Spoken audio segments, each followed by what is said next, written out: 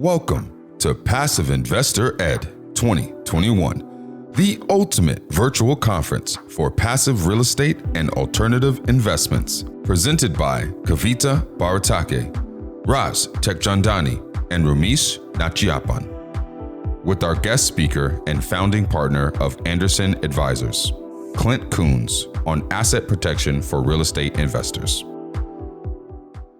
Thanks for joining us, Clint. Excited to have you on. I know Clint was here last year for 2020 Passive Investor Ed as well. He's one of the founding partners of Anderson Business Advisors. They have grown their legal and tax firm to over 200 employees by assisting real estate investors with creating and implementing entity structuring plans. His success is partly due to his own investing experience. So I like to actually bring in people here. We like to bring in people here that are investors themselves because they understand what investors are dealing with, right? So he grew up in a real estate family. He has acquired over 100 properties, ranging from single family homes to commercial buildings. And he's a prolific writer and educator, thousands and hundreds of books on subject of real estate investing and asset protection. You should check out his most recent book called Asset Protection for Real Estate Investors. He uses a lot of real life real estate examples and personal experiences because he knows what he should be doing in investing and what he want to avoid to do. So excited to have you on, Clint, here. He's a successful attorney, real estate investor, and a speaker. So we are excited to have him on. And with that, I'm going to hand it over to Clint because I know he covers a lot of information in this next hour here. So I know you guys are going to have a lot of questions too. So we want to make full use of our time with Clint here. Thank you, Clint, for being here. You bet. Thanks. Yeah, that bio I think that you're reading from is a few years old. We need to update that because presently the portfolio stands at about 250 properties with 500 doors, and we're up to 400 employees now at Anderson. It's been crazy. But anyways, let me just switch over here on the screen. Everything I do is on a whiteboard, so I'll be doing a lot of drawing as far when it comes to talking about various strategies. And I think that's very visual. I'm a very visual person, so I really appreciate when people draw and show things. So that's great. All right, guys. So here's a link right here. If you want to write this down, it's aba.link/PIED. If you want to set up a strategy session later on today after you've listened to the presentation, or get it set up next week with someone in my firm to go over your individualized situation to delve deeper into the topics that I'm going to be talking about, you're definitely going to want to use this link to set up that free strategy session up. So write that down. All right. So as she stated with my background, I'm an attorney, but I'm also an active real estate investor. And I teach this subject matter from the standpoint of growing up in a real estate investor family, seeing successes that my father had, but also some of the failures that he had when it came to growing his portfolio. And also the journey that I've taken with my own investing over the past 22 years. I've probably taught or spoken to over 500,000 people, and predominantly the vast majority of them are real estate investors. And I've heard a lot of stories. And in my early career, I used to sit down with individual investors on one-on-one. I teach events, 3-day tax and asset protection seminars, and I'd get done speaking at 5 o'clock at night, and then I would sit down one-on-one with various investors that attended this event, and I would talk to them and strategize with them. And one of the things that I learned over the years is that asset protection, especially for real estate, it's really more of a holistic approach. Because when I approached it, and my partner Toby, and we created the firm, we came at it either from a tax standpoint or from an asset protection standpoint, which is important, but we didn't really understand the full, complete picture of how business planning plays in to your investing and the things that you should be doing. That setting up entities can actually help you do more. I've learned that through my own investing, and that certain tax strategies that I'll talk about can either help or can hurt you in growing your portfolio. And so when I would meet with people, every 10th person or 12th person I would sit with, there maybe a unicorn is the way you look at it. I mean, and you look at their portfolio and how much they had accomplished in such a short period of time versus someone else who'd been investing for 12 years and maybe had 6 properties. And this person had been investing for 4 and had 20. And your immediate assumption is he inherited the money or he won the lottery. And yeah, there's a few of those, but the vast majority, no, they'd figured it out. And it taught me something. And it really changed my investing focus and allowed me to grow my portfolio such where it is today in multiple asset classes. And is once I figured that out, it was a shocking experience. And a lot of it came through just screwing it up along the way. So here's what I want you to think about. When it comes to asset protection, I look at it as a 3-legged stool. You have the asset protection leg, you have the tax planning leg, and you have the business planning leg. And all 3 of these need to work together. And one of the things that I've found with a lot of professionals, physicians, is that there's a tendency to run to the tax planning leg first off, then to the asset protection planning leg of the stool, and scant attention is ever given to business planning here. And I get it, you make a lot of money and there are not a lot of deductions that are available to you. And you've been told that, hey, if you do certain things, you can start reducing your taxes. And that should be a goal in mind. Don't get me wrong. And I'm going to give you some ways to do that.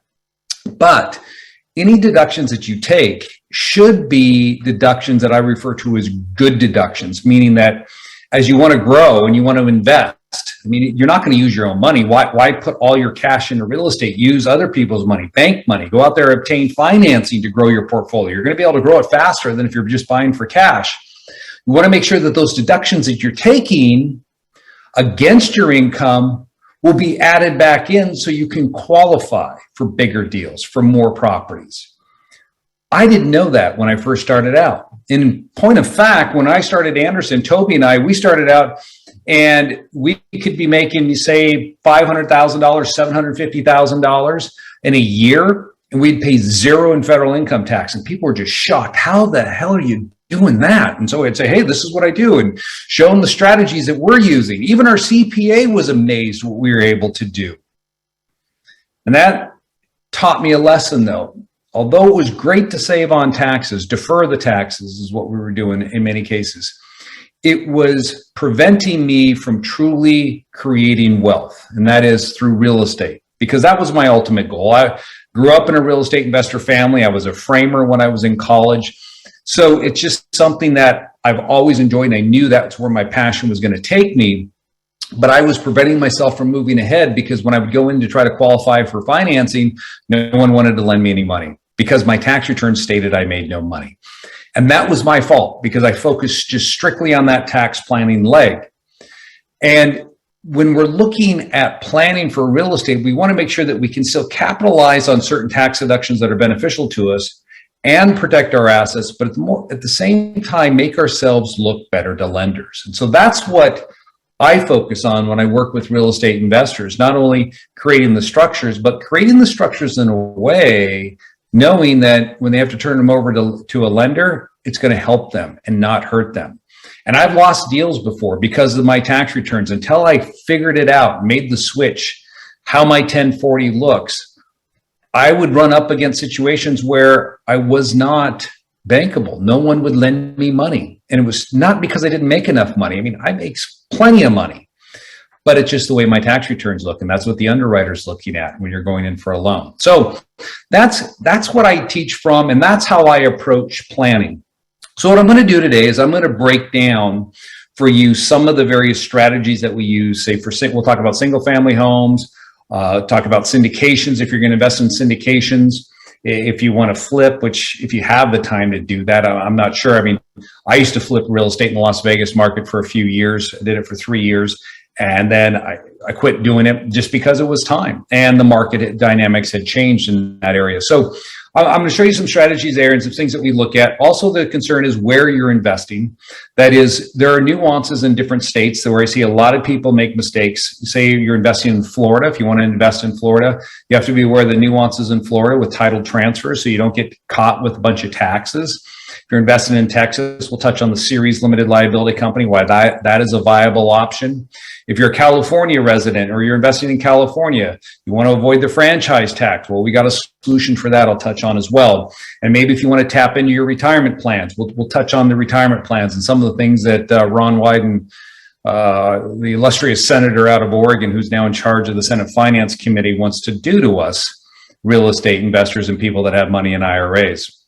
So what is the basic approach to planning when we're going to invest in real estate single family?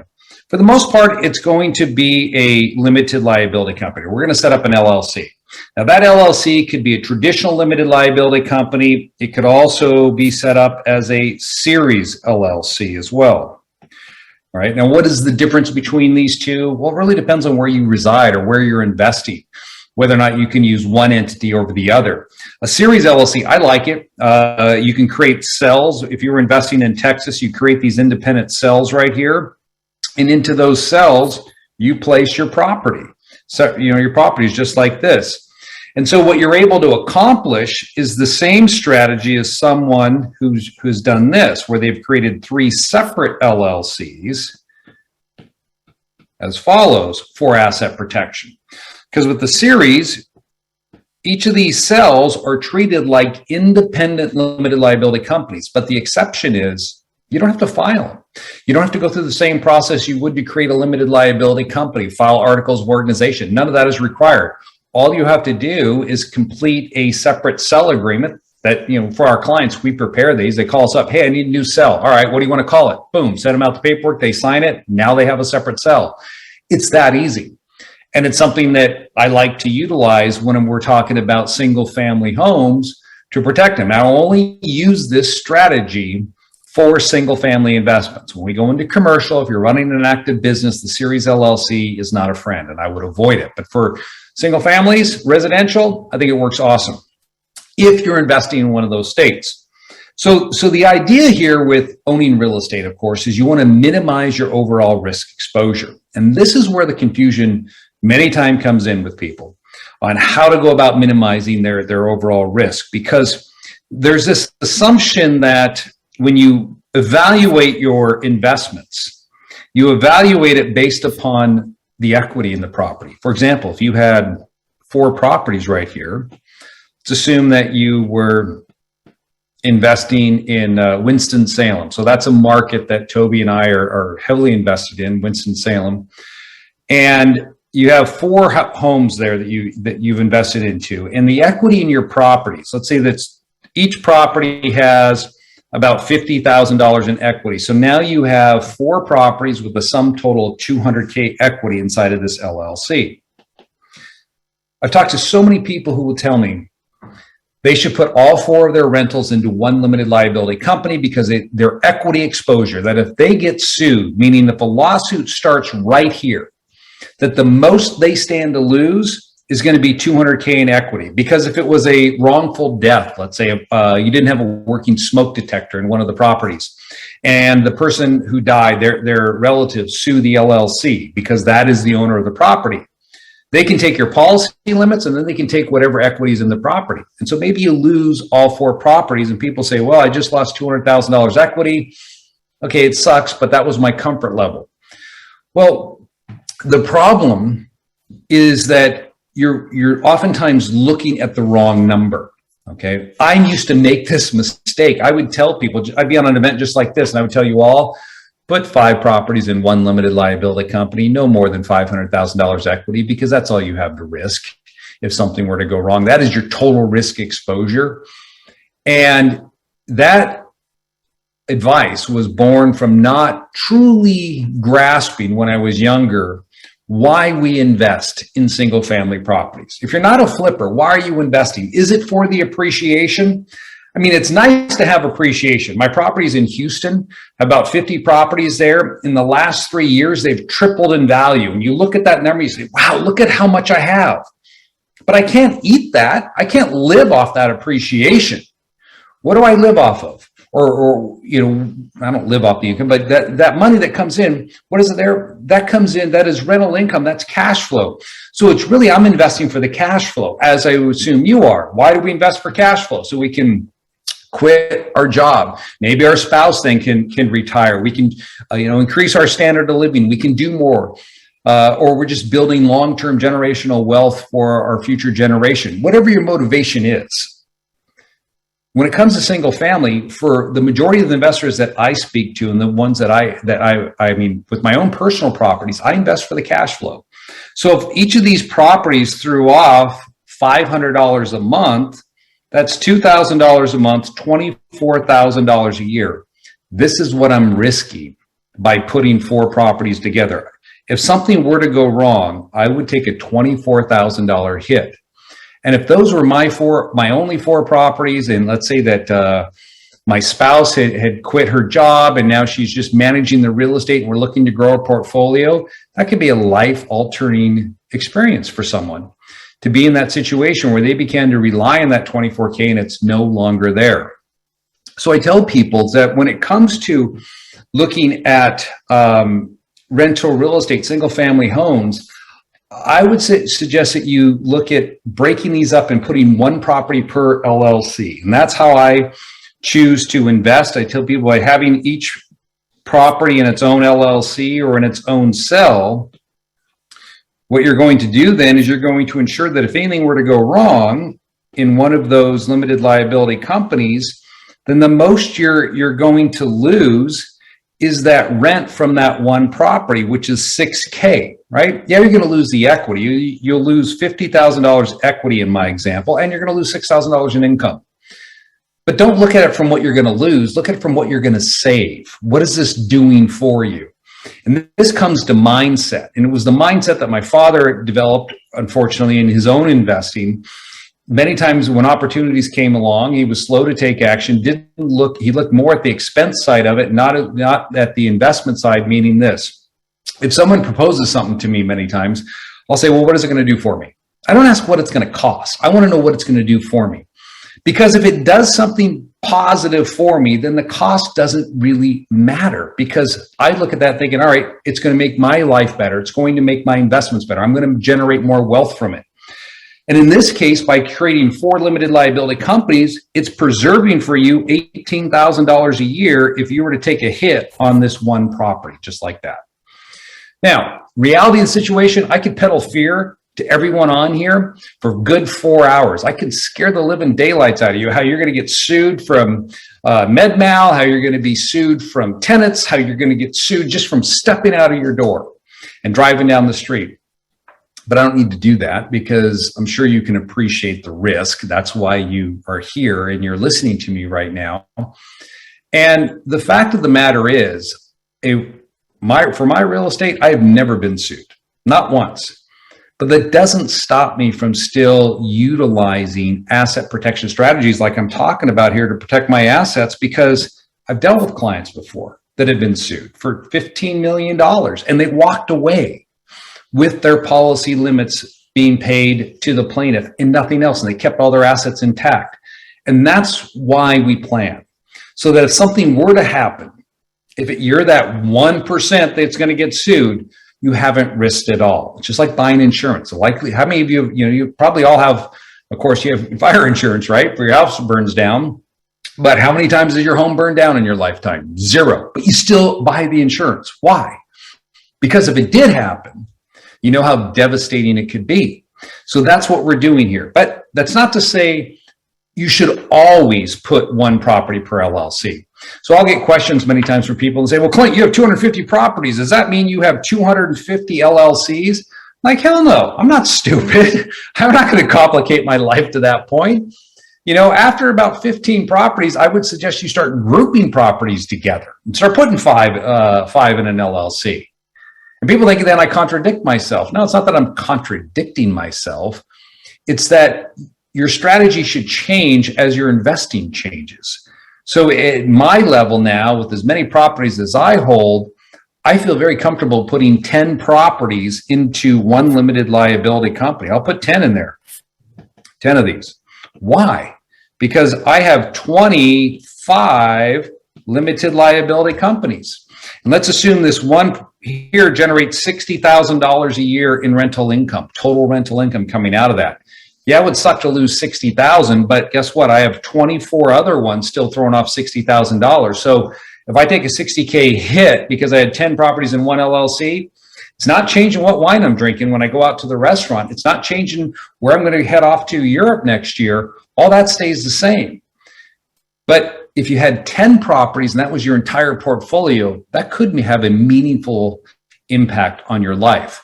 So there are situations when this changed. Now, for most of us, when we set up limited liability companies, here are some of the mistakes that I see people make. Let's assume that I was investing in South Carolina. So I set up a limited liability company in South Carolina. And when I set it up as a member managed LLC. So what does that mean? Member managed. It means this, that I am the member of that limited liability company and I have all management control over it. Now, for a majority of states, when you create an LLC in that state, you have to list who the member is or who the manager is, depending on which type of structure you're setting up. So if you're thinking about planning, one of the biggest benefits you can provide yourself in putting together LLCs and businesses is to keep your name off of them. So someone cannot perform an asset search and determine whether or not you're an attractive target. Now, let's be frank, a physician is going to be an extremely attractive target or a professional because there's going to be an assumption made that these individuals have assets. However, there's also going to be an asset search that is done by any attorney to see who, how many assets the person has, because that's going to drive my litigation strategy. As an attorney, if I'm taking something on a contingency fee basis, I have to make sure there's sufficient recovery at the end of the day to ensure that I've got covered all my costs and actually made a profit on my time, because it's all the risk falls on me. And if I see that somebody does not have assets and I cannot find assets, then the strategy has to change. Because you may not know this, but if, let's say I had $1 million policy and there's an attorney coming after me and they're seeking $3 million. Well, if they run an asset search and they find 0 assets in my name or, properties with no equity. Now the question is, how much do you want to fight me on this? If I tender my policy to you, do you want to take the $1 million and give me a full release, or do you want to fight? Because if you want to fight, here's what's going to happen. I'm going to spend down that policy and attorney's fees fighting you. So it started out today with $1 million. A year and a half later, you know the way attorneys are when it comes to billing, could be worth only $700,000. And so the more you fight, the less your client's going to receive, the less you're going to receive out of that policy, because now it's being spent down. And so by having a strategy where a potential creditor doesn't know that you own the assets, you're now putting yourself in a position to convince them, hey, take that policy. That's the best you're going to get on day one. Don't keep coming after me. The way you do that is by ensuring that your name is not associated back to your assets. And the mistake that happens here is when people create their own LLCs, they list themselves as a member or manager. They list themselves as a registered agent. They use their home address on their entity, and then it tracks all back to them. So the way we prevent this from occurring is we will set up our structures with a holding company. I call it a holding company because its sole purpose is just to hold other entities. And this is going to be in Wyoming. It's going to be a Wyoming LLC. And what it's going to do is it's going to own all of your LLCs that you create. So if I was creating an LLC here in South Carolina to own real estate, then it's going to own that LLC. If this one was in Ohio, it's going to own the Ohio LLC. Now, let me give you some background here. With Wyoming, what is unique, well, not unique, Wyoming, like some other states as well, they don't collect any information on who is the member or manager of that LLC. So I have a Wyoming LLC. I'm the manager, and so is my wife. We're both managers of this limited liability company. And we're both members of this LLC. Now, no one knows about my LLC, because if they ran an asset search, if they went to the Secretary of State of Wyoming and said, hey, what does Clint own? Does he have an LLC? I don't pop, because Wyoming doesn't ask for information about who the members or managers are of the limited liability companies when they're formed there. So since they don't collect the information, there's nothing for them to display. Now, when you set that entity up initially, then when I create my LLCs, such as the South Carolina LLC, I tell South Carolina on the filing that this South Carolina is member managed by the Wyoming LLC. So the Wyoming LLC's name is listed on the filing. So if this name here was Fuzzy Bunny LLC, then that's what's going to get listed on South Carolina Limited Liability Company. If somebody looked at this entity right here, it's going to say Fuzzy Bunny. And if they could figure out that it's a Wyoming LLC, then they're going to look there and they're not going to find anyone's information.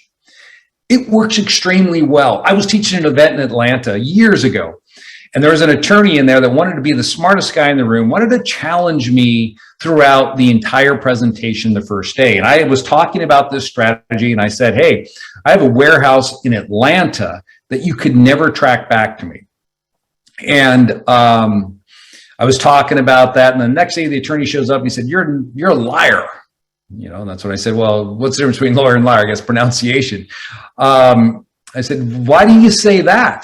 And he goes, because I went and I did an asset search last night down in Savannah, Georgia, and you don't own anything down there. I said, obviously, you weren't paying attention to me yesterday, because I told you I owned it, but I also told you the way I own it, you'll never figure it out. You just proved my point. He goes, I don't believe you. Well, you know, get your believer fix, because I really don't care at this point in time whether or not you believe me, because it's working. It's doing exactly what I intended to do with this structure. Now, put someone like you who might want to sue someone like me does not think that I own anything down there. So when you create an anonymity structure, this is the way you're going to be building it out so that the assets don't report back to you. So how does that help me? If my LLC is coming under attack here, one asset, that's all they can get. They can't get my other LLCs. If you get sued individually down here, nothing shows up in your name that's held in this type of structure. And the other benefit of it as well is that you have what are called charging order protection. So they can't get up into your business. They can't take your LLCs from you. They're kept at abeyance. And the third thing is that let's assume someone didn't go after your policy limits and they took it all the way to the trial and they got a judgment against you. And you had a structure that looked like this set up. And they asked you, how many LLCs do you own? The answer is one. I only own one limited liability company. It's just this Wyoming one. The Wyoming one owns 4 in my example. So there's lots of benefits that come from creating this type of structure from an asset protection standpoint. Now, I told you I look at things on a 3-legged stool basis. So there's some other benefits that we want to look at here as well. When you use this type of planning, okay, like I'm showing you right here, you want to look at how you're setting up these LLCs.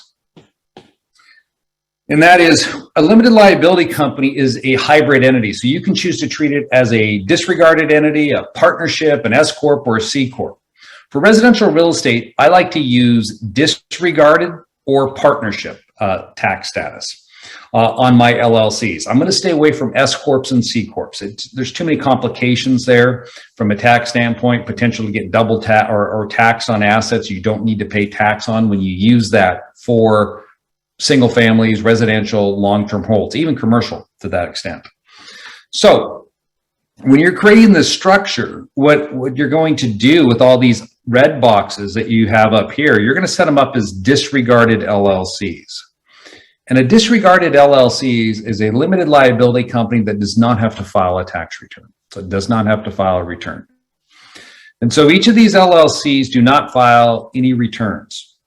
Now, this Wyoming LLC down here, I'm going to treat this one as a partnership. Okay, so it's going to file a return. It's going to file what is called a 1065. And in my example, my wife and I will each receive a K1 for our 50% ownership interest in this structure. Now, if you're invested in a syndication, you know what I'm talking about. You get a K1 from that syndication on an annual basis. And that just represents your portion of your investment, your return on your investment, the income that's allocated to you or the losses that are allocated to you. Now, the biggest mistake, again, that I see on the tax side is a lot of times people don't want to pay, set this partnership up down here. They'd rather set it up as a disregarded entity if they can do it so they can avoid filing a tax return. Again, this goes back to that mindset. They're looking at cost rather than what this is actually going to do for them down the road by choosing partnership tax status. Yes, that is an investment you're going to have to make on yourself. You're going to have to file a tax return every year for this entity. And that's going to come at a cost, but it's an investment. And what do I mean by that? So when you set up if you don't set up an entity like this with a partnership tax status and you just have single family homes, residential real estate in disregarded LLCs or in your own name, what does that look like from a tax standpoint? Well, it shows up on your 1040 Schedule E, page 1. So your 1040, all your real estate is going to be carried on Schedule E. And if you hold real estate in your own name or through disregarded entities of which you're the member, then it's going to show up on page 1 of your Schedule E. So what that entails any banker or the IRS when they're looking at your tax return is that you own this property in your own name. Well, that's the assumption that's made because it all is coming down to you on your page 1 of your Schedule E. Now, what's the problem with holding residential real estate in that context? Well, I'll tell you what. Number 1 is going to be audit risk. So when you have residential real estate on your 1040 Schedule E, page 1, you're increasing your risk of audit if you're looking to use it to its most beneficial capacity, which would mean using it to take tax deductions, such as cost segregation, to write off all of your income, and or use that to write off other forms of income. So when you start utilizing your real estate in that manner, which is something that I use with my real estate, now you increase your risk of audit because now you're reducing your taxes by a significant amount. So that draws the interest of the IRS. And the way it works with the IRS is that if you had 1,000 auditors in a room, 990 of them are auditing 1040s.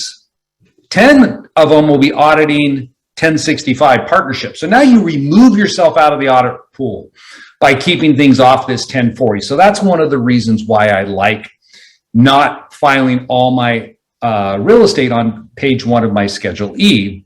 That is holding it in my own name or holding it through disregarded entities. It increases my risk of audit.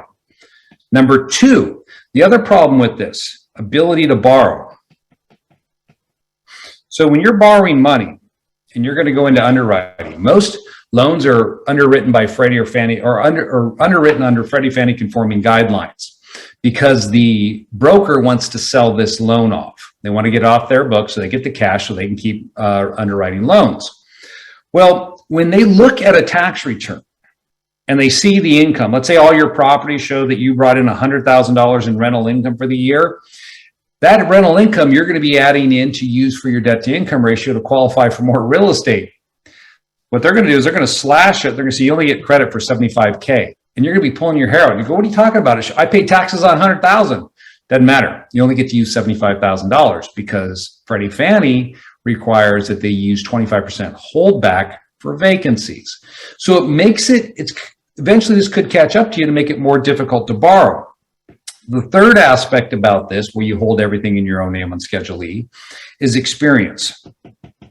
And that has to do with when you want to move into the next level.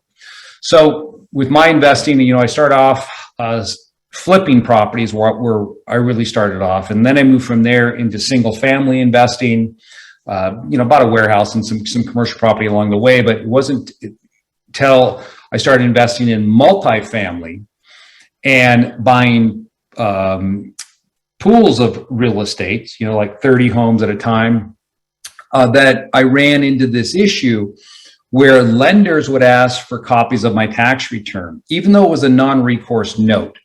What were they looking for? They were looking to see whether or not I was an experienced investor, experienced operator, because these loans, as you're going to move into the higher level aspects of investing, the lenders there want to know whether or not you have any inkling of running real estate. And so they're going to evaluate your return to see what your experience level is. And if you keep everything on your 1040 Schedule E, page 1, your experience level to them is going to be that of an investor, an ad hoc investor, not someone who's running it from a professional status, which is what all the experienced investors do. If you look at their tax returns, as we do, because as I said, we have 400 employees, almost half of them are bookkeepers, CPAs, tax preparers, and we do thousands of returns. I don't know what we did this year, 7,000 returns, and you look at those returns of those successful investors, they're all K1s. They're not holding stuff in their own name. So what I want to do by having this as a partnership, I want to reduce your risk of audit. So if I give you a K1, I eliminate your risk of audit now, unless the Congress gets what they want and they're able to put $1 billion into hiring more IRS agents. But even then, they're only going after the large partnerships. So again, we're under that risk. I want to make it easier to borrow so you get 100% of your income. So when you have a K1, now all that income goes on your Schedule E, but it goes on page 2 as a line item. So now they no longer do a holdback. So I benefit that way. And I want to get the experience rating that I have when I go up to the next level. So when we're creating our structures here, by using this holding company, you're giving yourself anonymity. You're giving yourself greater asset protection from outside creditor risk. And you're helping build your investing business going forwards, because you're going to look better to lenders, you're going to reduce your risk of audit, and you're going to pump up your debt to income ratio, because you should be looking at your real estate as opportunities to harvest tax benefits that come from them. I mean, the biggest tax benefit you're going to get from real estate is going to be depreciation, right? You probably heard about real estate professional status. If you want to be a real estate professional, you have to have 750 hours a year plus 50% of your time on real estate related activities. There's another test that goes into it as well we don't need to get into. And I work with a lot of physicians where a spouse wants to become a real estate professional. Why? Because if you become a real estate professional, then you are able to take your real estate losses that you incur on paper, which are great losses because they all get added back in when you go to borrow. Let's say I had several properties in LLCs, and through the depreciation, I show a $60,000 loss. Perfect. If I'm pulling in $475,000 from the hospital, then I can take that $60,000 over here, and now I only show $415,000 in income. That's why people want to be real estate professionals, so they can capitalize on the depreciation.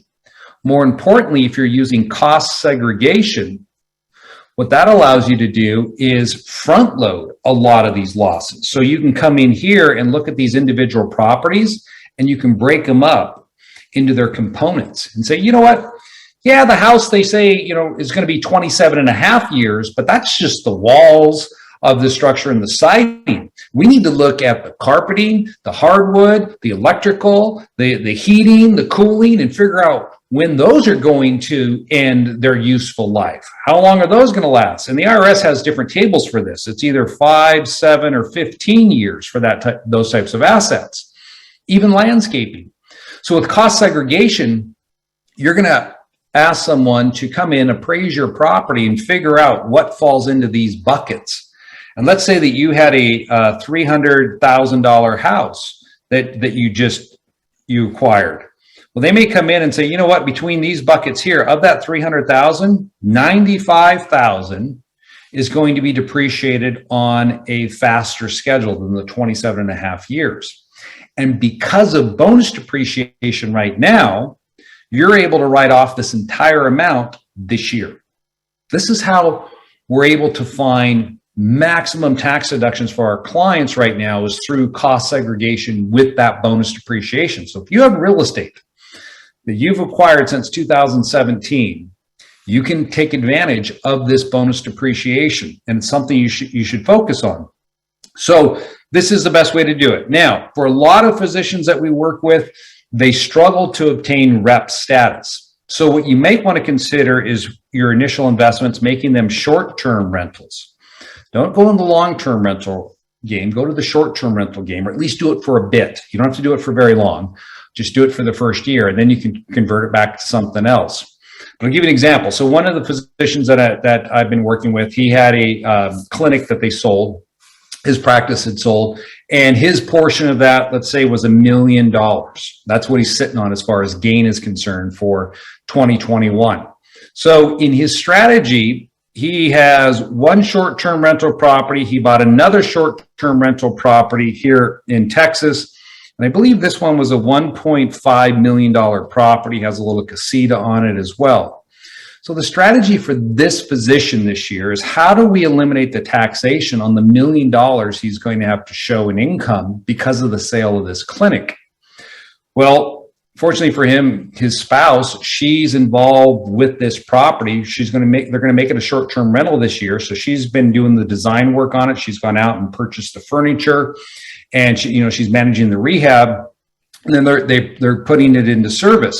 So let's say that, you spend $50,000 on furniture, and on top of that, you come in and you perform a cost seg, which what I'm talking about, and that cost segregation gives you $350,000 loss.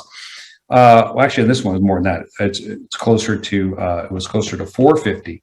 Now you have $500,000 deduction that was generated off of that property. Now the thing here is that with short-term rentals, you don't have to worry about rep status. With short-term rentals, all you have to do is show that the average rental period is 7 days or less.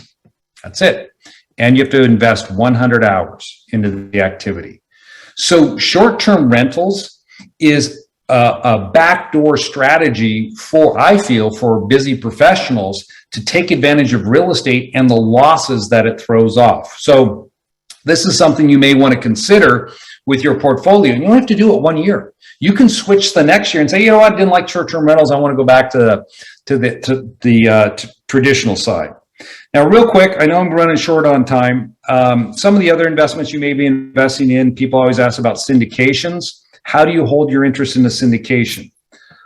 Well, I like to have a Wyoming LLC set up here, and it will hold all of my syndication interests. Whatever I have, I just put them all into one Wyoming LLC. I also put in this LLC my savings, and I place in there my stocks, my brokerage account that's, of course, not in my retirement plan. I put all that into that one company. Now, this is a separate LLC from my real estate holding. So the way my structure looks is like this. I have all my real estate LLCs all dropping down into this one here. This is Wyoming LLC number 2. And then I'm down here. And what I do is I bank with Chase. And so all these accounts are tied together. So I can move money to here, to here, to here, and to here all day long just on my phone. And so that's how I've set up my structures. And what it's designed to do for me, of course, is keep my cash separate from my real estate side and also provide asset protection. Occasionally, I will engage in short-term lending. And when I engage in short-term lending, I do it right out of this limited liability company, right in this spot. Now, these LLCs, they're not conducting business in any other states, the Wyoming LLC, so they don't have to be foreign filed anywhere. The only time you have to foreign file an entity is when you're conducting business, such as rental real estate. Let's say if I was conducting rental activity in Illinois, then I would have to have an Illinois LLC set up, or an LLC that's foreign filed there. Now, some other things to consider with your real estate investing. I talked about Florida. So if I was investing in Florida and I'm using debt, so if you're going to work with traditional lenders and you're not paying cash for the property, or you're going to buy it for cash and immediately do a cash out refi, then you buy in your own name. Okay. Don't even try to close in an LLC unless you have a portfolio lender, this is something I would recommend you consider. I use 2 portfolio or community banks that may issue portfolio loans. One's First Citizen here in Washington. The other one is Business Bank in Nevada, in Las Vegas. Establish relationships with them. You're going to pay a little higher interest rate, but you're going to get access to a product that the traditional broker is not going to give you access to, because again, they're using those Freddie Fannie guidelines to underwrite their loans. So the reason I say if you're buying for cash, if it's residential, you're going to buy in your own name, is because 9 times out of 10, that lender, they want to sell it, so they're going to require you close in your own name, because that's the rules for Freddie and Fannie. because it's residential. So you close in your own name. Now, once you close in your own name, what you can do is you can set up an LLC. So let's say this property here was in Washington, then I would create a Washington LLC and I would deed the property into the LLC. And of course, that LLC is owned by my Wyoming LLC. Non-taxable event, just deed it right in. However, if I also closed on this property and I bought it for cash, but I intended to do a cash out refi, then I'm not going to deed the property in until that cash out refi is complete. Otherwise, I'm going to run into seasoning issues typically with that loan, and it's going to screw me up. So just keep that in mind. Those are some of the things you need to be aware of on the back end when you're acquiring real estate. So what happens if that property was in Florida that I bought? Well, in Florida, you can't deed the property directly into an LLC. Or you could, but you're going to get hit with doc stamps. So in Florida, you should be considering using a land trust. That's what a green box is. It's a land trust. And deed the property into a land trust and have the land trust owned by your Wyoming LLC. Florida is a unique state in that they have a land trust statute that provides asset protection for their trust. They're the only state that provides this for land trust. That is why in Florida, whenever we're using debt encumbered property, we will transfer that real estate into a land trust. And the land trust also can provide you anonymity for your investing. If you live in California, or you're investing in California, well, you're probably familiar with the franchise fee that applies to LLC. So in California, I like to use this tool right here, which is referred to as a Wyoming statutory trust. Now, I'm sure many of you have heard of the Delaware statutory trust. It's a common structure used on 1031 exchanges, so you can roll into a syndication. It's a permissible investment on a 1031. I was dealing with a client this week. We were talking about strategies on their 1031, and I made mention of the fact, I said, hey, you better have a DST, Delaware Statutory Trust, as a backup for your 1031 exchange money if the deal falls through. So at least you don't have to pay taxes on it. And it's pretty common for people to use this structure. Well, I prefer to use Wyoming for California investments or people who live in California. And the reason why is that the Wyoming Statutory Trust is equivalent to the land trust, or it's equivalent to the LLC as far as asset protection is concerned. But the only notable difference is that in California, what we're trying to get away from is that $800 franchise fee. Well, with the Wyoming Statutory Trust, California looks at it as a business trust. They do not assess the $800 fee on a Wyoming Statutory Trust. So you pay it here, you don't pay it here, and you get the same protection. So it's a great tool. One of my clients did 4 commercial properties earlier this year in California into 4 separate Wyoming statutory trusts I created for them. They use Chase Bank for their financing. So it's not going to throw off the lenders as well. They're familiar with this type of tool. So in those states, I really, really like using that. So again, syndications, you can put them right into a limited liability company. If you're going to invest through a retirement plan, if you have money in an IRA, self-directed IRA, or you're going to leave your current employer and you're going to roll your 401k money out. It used to be that, and it may still be this way. With an IRA, you could set up a limited liability company. This is the way you'd want to do it, to hold your real estate, and it would be owned by your self-directed IRA. Well, there's some proposals right now coming out of the Senate Finance Committee where they want to do away with this. And maybe you've read about it. There's a couple things they're looking at targeting, most notably for real estate investors. If you have an IRA that has invested into a syndication, right, you will have to dispose of that investment that's held by your IRA. Those will no longer be permitted.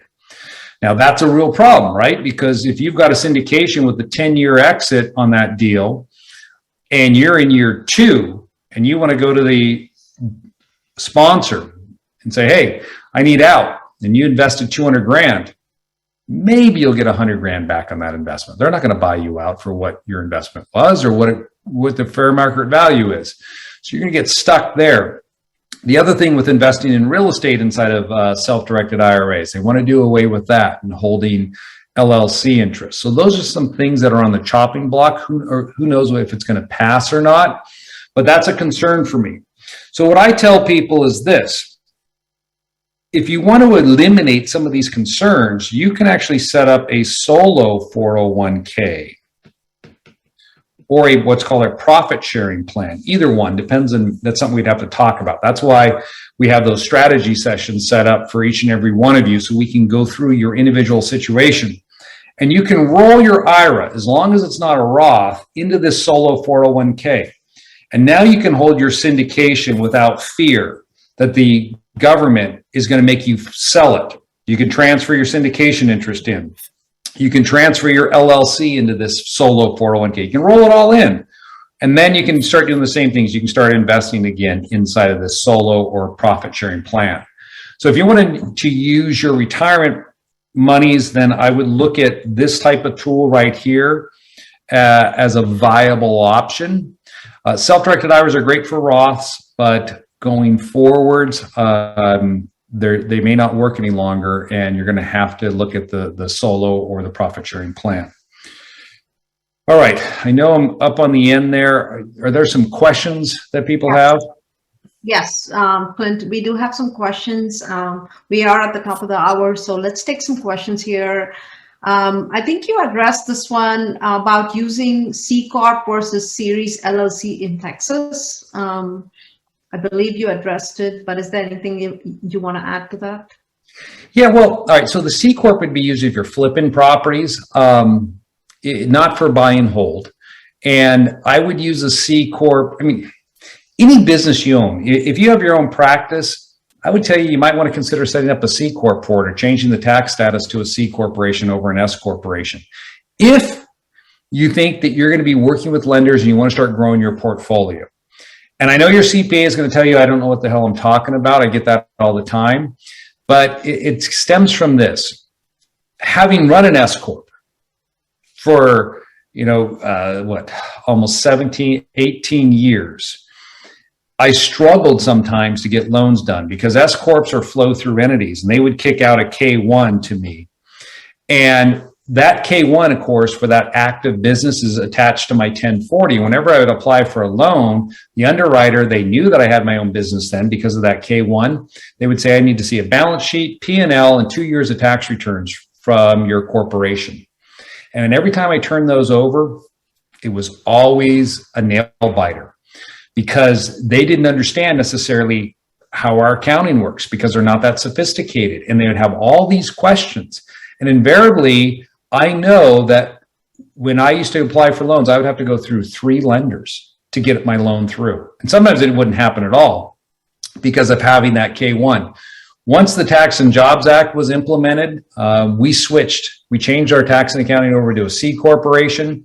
And people say, well, you're paying some more in tax. Hey, I'm willing to pay a point or 2 more in tax if I then have the ability to go in and underwrite a loan without the headaches and get my deals done. So it's something that you should evaluate, especially if you're starting a new business and you think your business might lose money. That is the worst place to be, is to have an S Corp, a flow-through entity that shows your business is losing money. You're never going to get a loan in that scenario. So I like C Corps for active businesses if you're a real estate investor. Makes sense. This is a good question, I think. Umbrella liability policy versus using an LLC. Is that sufficient enough if I own single-family rentals for liability protection?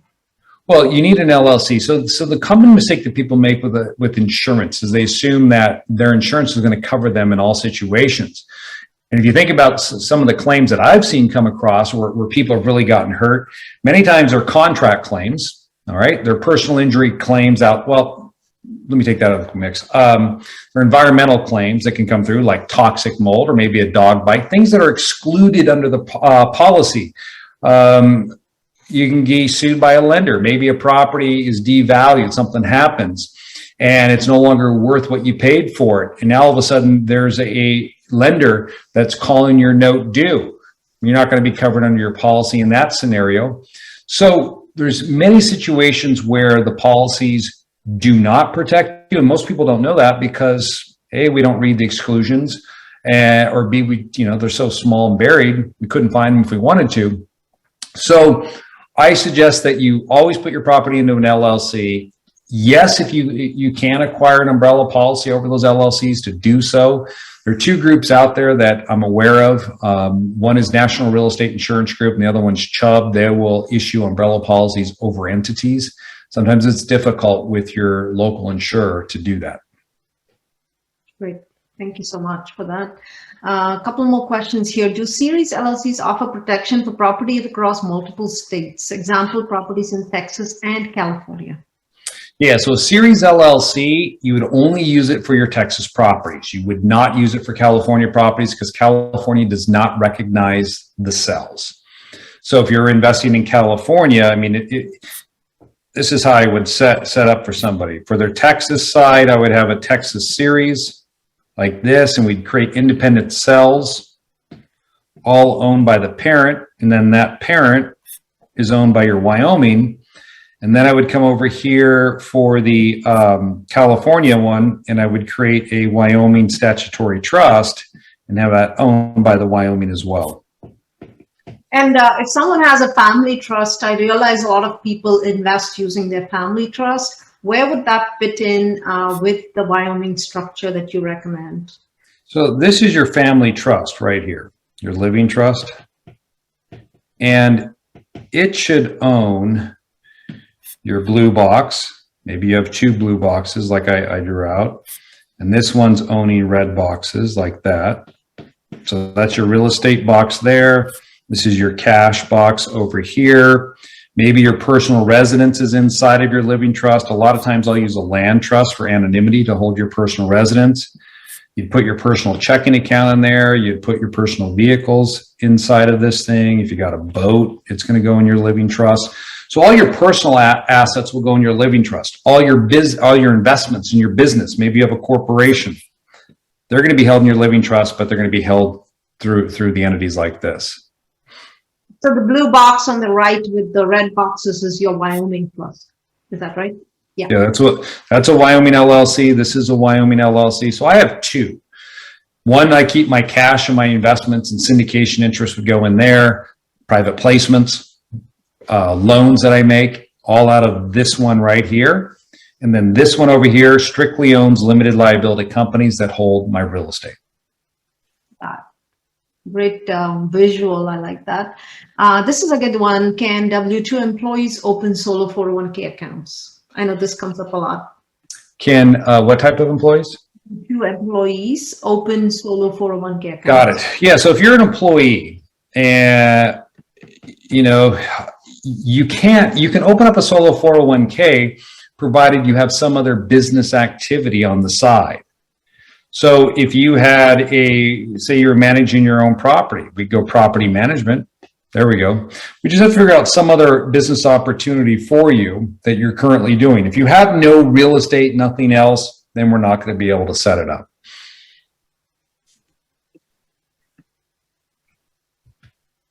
Oh, I'm still on. Sorry.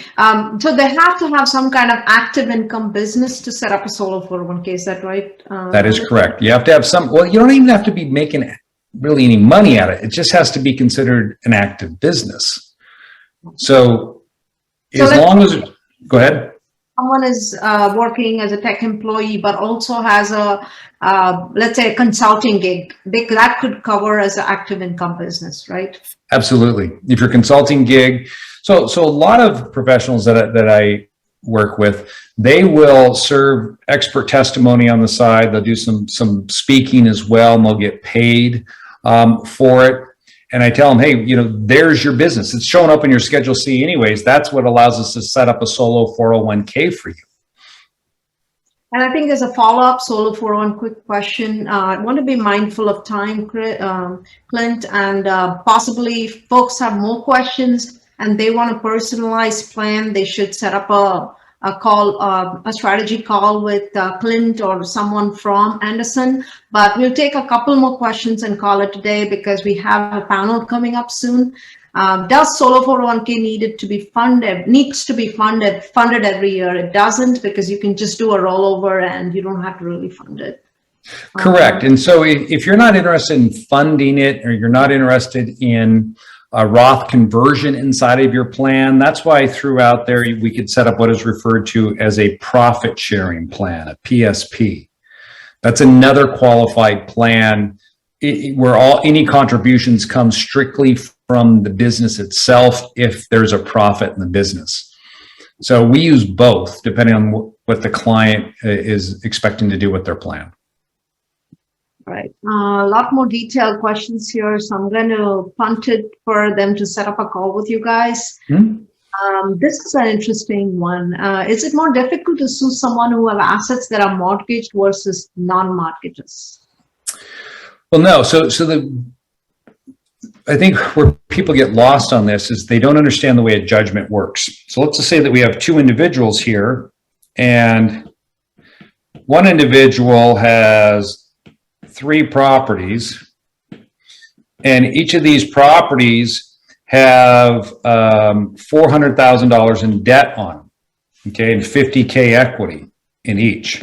And this person down here has one property worth $400,000 with 0 debt. With it's $400,000 equity. So if I sued them, how would my strategy change? Well, if I went after this person, I'm going to try to get this equity right away and go after and secure it, get a sheriff's sale to go after that property, unless it's in a state that would prevent that from occurring. And then, of course, that person's going to get their homestead. Well, what am I going to do with person number 1 up here? If I got a judgment against this individual for $400,000, since they only have 150, I'm going to record the judgment in the county where these properties are located. And it's going to put people on notice.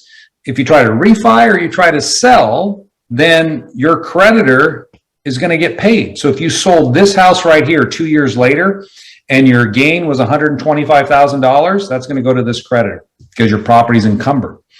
You see, judgments, this is where mistakes get made all the time, is that individuals, if they get a judgment against them, it attaches to any real estate that is in their name. That's why we want to put your personal residence in a land trust, why your real estate into an LLC. That judgment grows at a 10 cap. I mean, how many 10 cap investments do you find every day?